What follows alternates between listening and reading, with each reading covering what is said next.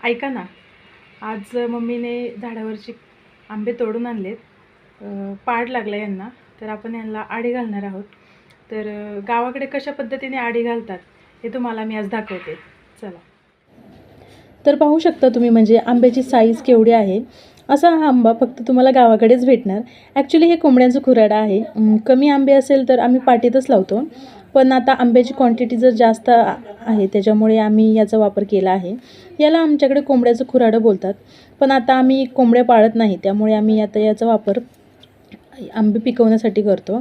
तर अशी बॉटमला आधी बेड्याची लेअर घालायची, मग जेवढे मावतील तेवढे आंबे घालून घ्यायचे, मग परत त्यावर अशी भेळ्याची लेअर टाकायची. सेम परत आंबे मावतील तेवढे घालायचे आणि परत भेळ्याची लेअर घालायची.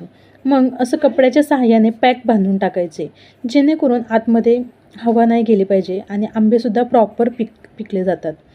तर आडी घातल्यावर साधारण 3 हप्ते लागतात आडी काढण्यासाठी, तेव्हा कुठे आंबा प्रॉपर पिकला जातो. तर अशा पद्धतीने गावाकडे आम्ही आडी घालतो भेळ्यामध्ये, की जेणेकरून तो जो आंबा आहे तो प्रॉपर आतून पिकला जातो. काही लोक कार्पेटमध्ये घालतात आंबे, ते नॉर्मली वरून तर पिवळे दिसतात, पण आतून त्याला म्हणजे प्रॉपर अशी चव पण येत नाही आणि प्रॉपर तो पिकला पण जात नाही.